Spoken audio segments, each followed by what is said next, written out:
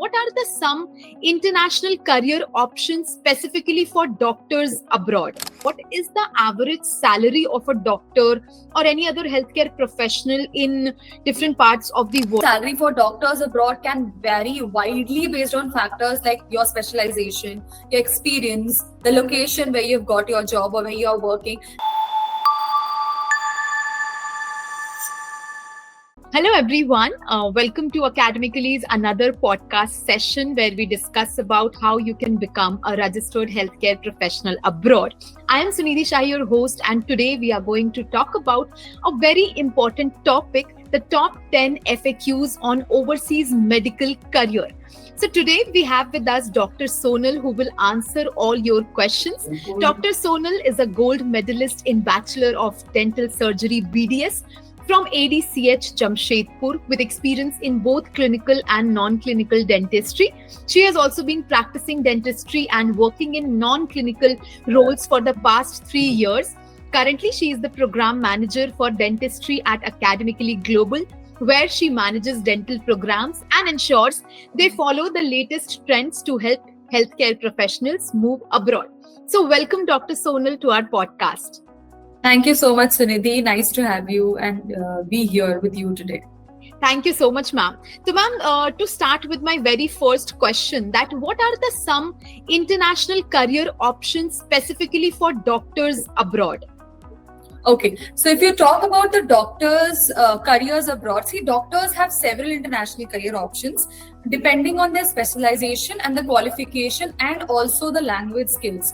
Language is something which creates a bit of barrier. If you want to move out of India, your English has to be really good, not only in the speaking and listening skill, but also in the way of communication, because for us doctors, communicating with the patients is really important. So if you talk about certain possibilities, number one, you have international organizations like WHO, Red Cross, which usually focus on the global health issues, humanitarian aids, and also your disease control and everything. Like we have COVID recently. So they work very actively on that. So that is one. Secondly, if you talk about the research positions, a lot of medical research with universities and pharmaceutical companies, you can also get attached with that. There's also one more scope of telemedicine, wherein you provide remote medical consultation for patients. Like there are certain apps through which, even if you're not physically present, you can provide remote medical consultations. Definitely in teaching and academics, you can go ahead with being a professor in some college or anything. Then you also have public health options, like you can work with government or NGOs or non-government organizations to, develop public health initiatives and all that. Consultancy, again, with the healthcare system is something there. Then if you talk about travel medicine, is something which has come up a lot nowadays in the medical fraternity, wherein you advise travelers on health risks and vaccinations. And especially after COVID, this is something which has flourished a lot. So yeah, these are the other overseas medical careers as doctors. Right. Thank you so much for the answer, ma'am. So moving forward, I have my second question, that what are the types of medical job vacancies that are available in different countries of the world? Okay, so talking about the medical job vacancies vary significantly across countries, and it can be categorized as the type of position you get and the specialization. Like if you talk about the clinical roles, you can have physicians, surgeons, right? For paramedical, we can have nurses, allied healthcare professionals like physical therapists, occupational therapists, radiologists, lab technicians, and definitely what we cater to is the pharmacist, clinical and community pharmacist. Then we also have public health positions like epidemiologists, who have a research or survey on a type of or a particular location wherein a type of disease is very prominent, that is there. Then public health officials are there. There are several health educators. Then again, as I mentioned, research and academics can be there. Also, healthcare administrators, healthcare policy analysts in every healthcare department, every country's healthcare ministry, which caters to that. So all those roles are also there. International humanitarian roles, which I've already told you. So this is something. Also, one more thing which is very important is, see, each country will have its own demand for specific roles, right? Right. Its healthcare needs or the demographic, the kind of population they have, or whatever existing healthcare infrastructure they have. Right. So you need to check the local jobs. What are the local jobs over there? The various medical organizations, international organizations, so that you have a more detailed insight into the available vacancies at that time. Okay, thank you so much, ma'am. So, next, my question is that what will be the registration process for doctors in different countries? For example, if I want to become a doctor, like registered doctor in Australia or UK, US, Canada, any country, what will be the registration process of that particular country? See, Sunidhi, if you talk about United States, we all know about the USMLE exam, United States Medical Licensing Exam, right? So, in order to get registered in United States, you need to go through the USMLE exam, wherein you get the state licensure. Talking about UK, United Kingdom, you have the PLAB pathway, right? Which is very, very important. You need to complete the foundation program of 2 years of supervised practice. Then you have the proper General Medical Council registration, which is the GMC. Talking about Canada, you have again Medical Council for Canada evaluating examination, which you have to pass. Australia, we have been providing programs here in academically with the AMC, Australian Medical Council exam, right? After which you get your internship and then you register for that. So similarly, in India, again, you have National Medical Commission. New Zealand, if you talk about, you have again the same thing like the AMC exam. Talking about the Gulf countries or Middle East, UAE, they have DHA exam, they have HAL exam. So they basically, you have to pass the licensing exams over there. Then you get the actual license.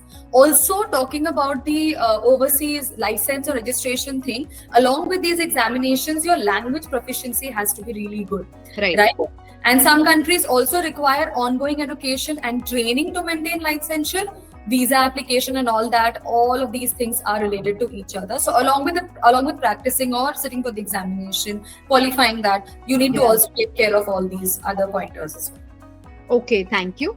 So now coming to $1 million question that everyone has, like on all our social media platforms, comment section messages, that what is the average salary of a doctor or any other healthcare professional in different parts of the world? Like if we talk about Australia or, as you said, USA, what will be the average salary of these countries? See, Sunidhi, again, if you talk about salaries, it totally differs from one country to the other. It can, salary for doctors abroad can vary widely based on factors like your specialization, your experience, the location where you've got your job or where you're working, and definitely the healthcare system of the country. Some countries provide proper, licensing that, yes, if you are going to have a medical checkup or something, we will sponsor that, right? So the premium-based healthcare system, if they have. Some countries, they don't cater to the financial aids. So it totally depends. If you talk about United States, the average salary for primary care, where you don't have specialty, is around about $2 lakh or $250,000 per year, which is very hefty, right? UK, it's a bit low. They give you around about, as general doctors, £28,000 or £34,000, right? Then again, in Australia, if you talk about 1,50,000 AUD is the minimalistic thing which you get, right? Same goes for New Zealand. Talking about Middle East is usually like, 120 to 181 per year. So it's that. So as I told you, these factors of, your experience, your specialization, the geographic location, the type of practice, urban setup, rural setup, all these things vary. They actually pay a lot of emphasis on the type of salary. Right. So I think doesn't matter like whatever the situation is or whatever the emphasis we are putting on, the salary is huge. Like if we compare it from India, I think the salaries you just mentioned are huge, and it is it has a lot of difference. Lot. Right. Those of them who are seeing this podcast, the healthcare professional, they would be able to realize what exactly we have in the numbers. Yeah. Exactly, because usually people say that, you're just joking. I'm not sure if the salary can be that high, but it is, right? It is in reality. It is. Right. So also, like, can an MBBS graduate work abroad without taking any exam, like without taking any registration exam? Is it possible? MBBS graduates generally cannot work abroad without taking specific examinations or meeting the local requirements of that particular country. See, each country has its own regulations, right? Regarding the practice of medicine. And most of them require foreign trained doctors to demonstrate their qualifications and the proficiency. Like I mentioned, for US, you have different examinations. So it's very difficult because, see, the basic thing is they know that your country has provided you the licensure to practice as a doctor. But are you as a doctor going to meet their standards of proficiency is something which they test upon. So that is difficult. Like, see, while MBBS graduates can explore opportunities abroad, like they typically need to undergo examinations or assessment to obtain a license to practice in the host country. Okay. And if we talk about the benefits, like what are the some benefits that doctor can expect to get, like when they work in these foreign countries? A lot of benefits, like it again, it can vary for the depending on the country, the employer, and the specific position, but Yeah. definitely higher salaries. You get a lot of tax benefits, like in Middle East you offer tax-free salaries are offered to doctors, which is Okay. a great thing. Yeah. Right, professional development, you enhance your skill and your knowledge with the number of patients, and also the kind of environment which you get. The cultural experience, once you move to the other country, you have a lot of networking opportunities because you meet a lot number of doctors, and the Right. exposure is quite great. Work life balance, again, that is really really good. And in abroad countries, they mostly depend upon a lot of advanced technologies, so you get trained with that as well. Exactly. Family benefits, again, it gets. And also, if you are there traveling to Australia, New Zealand, or US, you get a lot of travel opportunities as well, apart Right. from your occupational things. Yeah. Definitely, that's a really valid point. So, when we talk about these countries, which country would you suggest is the easiest to migrate while also having like the best opportunities for the Indian doctors? See, ease of migration and opportunities for Indian doctors can vary a lot. Like Yeah. if you talk about me, I may be very much comfortable in migrating to Canada. But if you Yeah. talk about you, you may be very comfortable in migrating to Australia. Maybe Right. I have my relatives over there, or I have my family over there. So the preferences differ for each and every person. But very easy to migrate for, I would say, Canada, Australia, ease for migration, New Zealand again.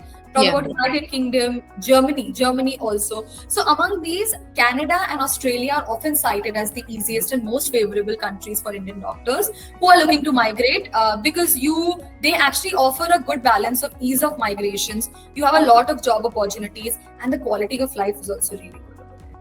Okay, that's great. So, also, like, how can someone do higher medical studies abroad after completing their MBBS in India?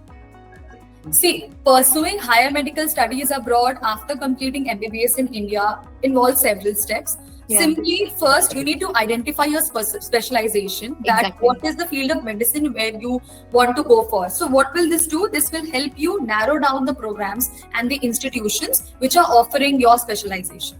After that, you have to do a research on the amount of programs. Suppose if you go for psychiatry, right, you have decided you want to go for psychiatry. After that, you see which institutions in that particular country offer which kind of programs for psychiatry. Then once you have chosen that, okay, I want to go with this particular program, you need to see the admission requirements, whether you are fulfilling that or not. For example, the English proficiency, IELTS, TOEFL, have you finished up with that or not?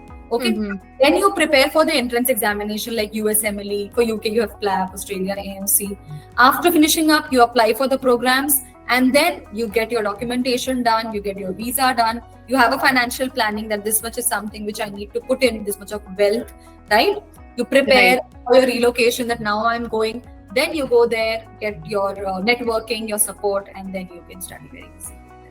Okay, that's pretty clear for us, and I'm sure all of us who are watching right now will have a clarification on this very well. So now moving forward to my next question, probably the second last one, that what is the highest paying medical specialization abroad, and how can one become a professional in that? The highest paying medical specialization, again, can vary by country, but some consistently top the list across many regions are cardiologist, dermatologist, and ortho. Yeah. So orthopedic surgery, cardiology, and dermatology are among the highest paying specialties. If I talk about a closer look on this, for orthopedic surgery in United States, very easily you can earn between $4 lakh to $6 lakh per year, depending upon your experience and location. Right? Wow. So these three are the most important specializations. See, basically, orthopedic surgery is a highly lucrative field, and you have a rigorous path to become a professional over there. So if you have a good education, good training, good certification, very easily you can earn a nice amount. Okay, that's great. So now that we have discussed about the registration process, comparison, salary, everything, just coming to my last question before we come to an end to this podcast, that how can we as academically can help doctors in getting a job in countries like you mentioned, Australia, New Zealand, USA, UK, or the Gulf countries? Academically is a global healthcare academy, right? A global healthcare platform, Sunidhi, as all of us work in over here. It literally caters to a lot number. So we don't only talk about medical doctors or dentists. We also cater to physiotherapists. We cater to pharmacists. We cater to nurses. So we have a huge range of opportunities here in academically with us. So academic qualifications definitely can enhance a doctor's chances of securing jobs in countries like New Zealand, Australia, USA, UK, or even the Gulf countries. So the ways in which we as in academically can help you is that if you have a recognized medical degree, we can tell you the scope or job opportunities in different countries. Okay. Or if you have a postgraduate qualification, again, what is the best thing for you to go and practice is what we can cater to. Then we can also give you some reviews of the other colleges or where our alumni have gone and settled over there. So you get a proper guidance. Okay, this is something which has been done previously by certain number of students. I can also be one of them, right? Then again, if you talk about language proficiency, we take classes on IELTS, we have classes on PTE. So a lot of things, right? Which will help you with the educational qualifications as well as the English proficiency requirements, right? You have a one-on-one support, you have live classes, you have recorded classes. So by focusing on the academic qualifications, gaining relevant experience, building a professional network with the alumni network we have, we significantly enhance your job prospect to migrate to the other countries. So taking proactive steps to ensure that yes, you want to travel abroad, academically is one of those steps which you can very easily come and get involved. Definitely. So I think to like conclude, it is a one-stop solution for all the healthcare professionals who wants to migrate abroad, right? Yes, definitely. Yeah. Thank you so much, Dr. Sonal. I am sure this podcast will help a lot of medical graduates to, get an idea on how they can move abroad and get an idea on, the overall experience they are going to have. So thank you so much for the guidance on this podcast today. Thank you so much, Sunidhi. Thank you. Thank you so much. Thank you everyone for watching. Do not forget to like, share and subscribe. And we will be back with another podcast very, very soon. Thank you. Thank you so much.